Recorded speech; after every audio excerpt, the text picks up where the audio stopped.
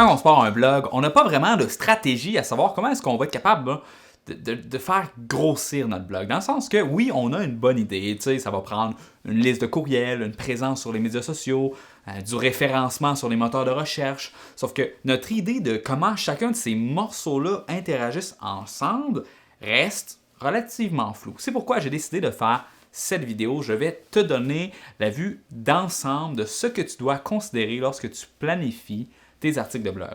Donc, je vais commencer par t'expliquer les 3 grandes fonctions de chaque article et on va voir comment là, ils interagissent ensemble par la suite.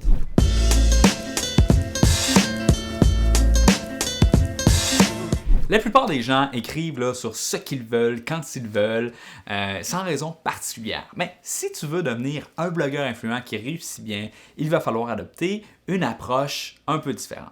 Il va falloir apporter une intention derrière chaque article. Comme quand tu joues, mettons, au dard, là, puis que tu lances, bon, ben, c'est possible que tu manques ta cible. Par contre, c'est pas mal plus intelligent là, de viser un point que de lancer ton objet pointu à peu près n'importe où, les yeux fermés. Donc, quand on blogue, voici notre jeu de dard. On a 3 gros cercles qui s'entrecroisent pour représenter les 3 objectifs d'un article de blog. Donc, je parle du référencement, de la viralité et de la profitabilité.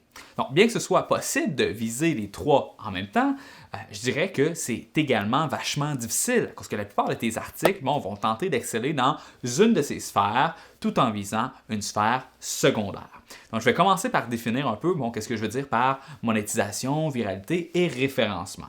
Donc, lorsque je parle de monétisation, là, je vais parler d'un article ou d'un ensemble d'articles qui vont te permettre de générer des revenus, peu importe le moyen. Donc, la plupart du temps, l'argent va provenir de liens d'affiliation, de vente de produits directement sur ton blog ou encore de la vente d'un service relié au sujet de ton blog.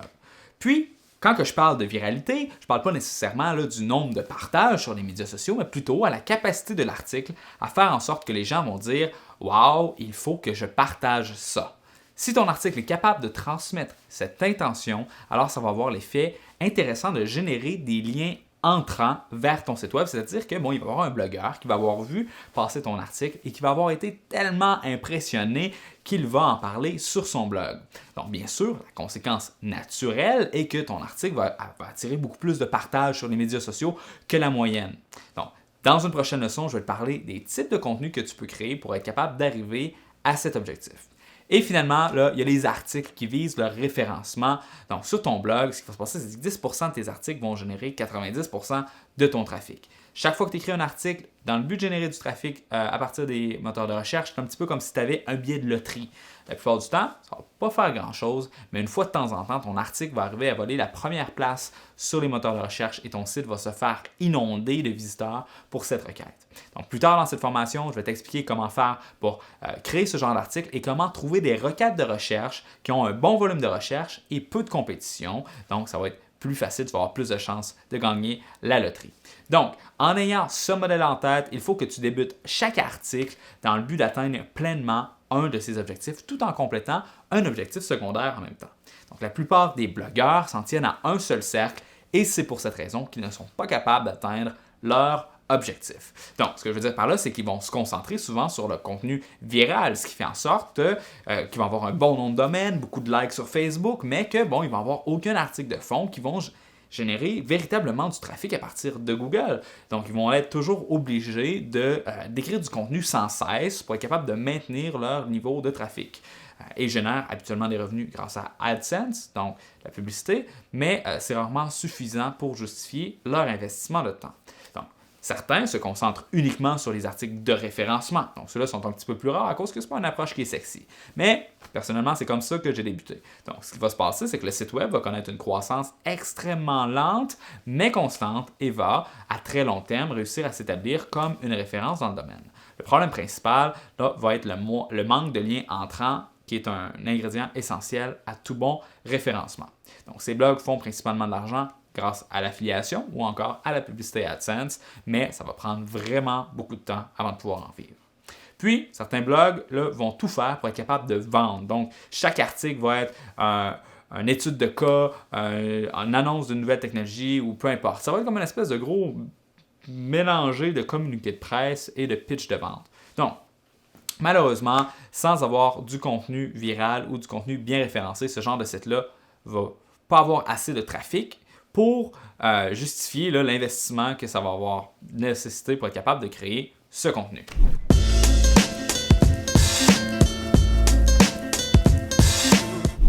Même si tu n'aimes pas ça faire là, de la recherche de mots-clés ou bien encore passer du temps à faire de la recherche pour être capable d'écrire tes articles ou même penser à l'argent, eh bien, il va quand même falloir que tu élabores une stratégie qui va te permettre de concilier là, nos trois sphères. Donc, avant de commencer à réfléchir à ta stratégie, il faut que tu saches que la chose la plus importante sur ton blog est la monétisation. Si tu ne commences pas dès le départ avec un moyen de monétiser, voici ce qui va se passer. Tu vas travailler dans 3 ans avec un hobby qui va t'avoir coûté temps et argent, rien de plus. Le but de cette formation est que tu te réveilles dans 1 an avec une business qui va te permettre de lâcher ton emploi et vivre de ton blog à temps plein. Et pour y arriver, il va falloir que tu focuses sur la monétisation dès le départ. Pourquoi? Eh bien, parce que si tu veux faire de l'argent avec ton blog, tu vas pouvoir réinvestir tes profits pour faire de la publicité et accélérer ta croissance. Si ton blog n'a aucune façon de faire de l'argent, alors la publicité que tu vas mettre va être une grosse perte de fric. Mais si ton blog génère des revenus d'une façon ou d'une autre, eh bien, c'est possible que ta publicité te permette de recouper tes coûts et peut-être même d'engendrer des profits dès le départ. Donc, le problème, c'est qu'on ne peut pas se concentrer uniquement sur la monétisation à cause que ça va créer l'effet inverse. La personne aime ça, se faire harceler d'offres promotionnelles. Donc, si les gens sont pour s'abonner à ton blog et te suivre, il faut qu'il y ait une belle valeur ajoutée. Il va donc falloir que tu bases ta stratégie autour de ce qu'on appelle le soft sell, c'est-à-dire que ton objectif principal va être de créer un article viral ou bien référencé, mais que ton objectif secondaire va toujours être de monétiser. Donc, pour t'aider à mieux comprendre le concept, je vais te donner quelques exemples. Dans cette formation, je vais tenter de monétiser un blog qui est autour du concept de la productivité. Je n'ai pas encore fait ma recherche de mots-clés, mais disons que c'est le cas et que je réalise qu'il y a un gros volume de recherche et peu de compétition sur la requête « Comment se motiver ». Donc, pour répondre à la demande, je produis un texte de 2000 mots en offrant 5 façons de se motiver.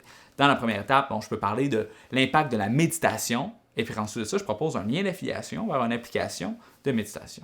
Ensuite, je parle des avantages de la L-tyrosine pour booster naturellement son niveau de dopamine. Puis je mets un lien d'affiliation sur Amazon. Ensuite de ça, je parle du régime hypotoxique, mettons. Puis je donne un lien d'affiliation vers un cours de cuisine ou encore un livre sur le sujet. Bon, tu commences à comprendre le principe. L'idée, c'est pas de faire un gros pitch de vente de 2000 mots, mais bien de créer du contenu à valeur ajoutée et d'agir en tant que conseiller chez tes visiteurs en les dirigeant aux bons endroits s'ils veulent aller un peu plus loin. Donc, je vais donner un autre exemple. Okay? Disons que ta stratégie comporte la création d'un livre. Lors de ta rédaction, ce que tu peux faire, c'est que tu peux t'arranger pour que chacun de tes chapitres représente un article de blog que tu vas publier une fois ton livre terminé. Donc, à la fin et au début de chacun de ces articles-là, ce que tu fais, c'est que tu dis qu'il s'agit d'un extrait de ton livre et tu mets un appel à l'action qui amène les gens sur une page de vente où les gens peuvent soit acheter le livre ou encore télécharger les 3 premiers chapitres gratuitement par courriel. Donc, peu importe ce que tu dis dans ces articles-là, ils vont avoir une bonne valeur de monétisation, ce qui va te permettre de te concentrer à créer du contenu fort, soit pour le référencement ou encore quelque chose qui va faire « wow » et qui va faire jaser les gens. Donc, bref, chacun de tes articles doivent générer des revenus d'une manière ou d'une autre, le tout sans avoir l'air désespéré. Okay? Parce que tu ne fais pas un pitch de vente, mais plutôt un article honnête où tu crées un lien de confiance avec ton audience. Plus le lien de confiance est fort, plus les gens vont suivre tes recommandations et plus tu vas être capable de faire des profits grâce à l'affiliation ou encore la vente de produits numériques.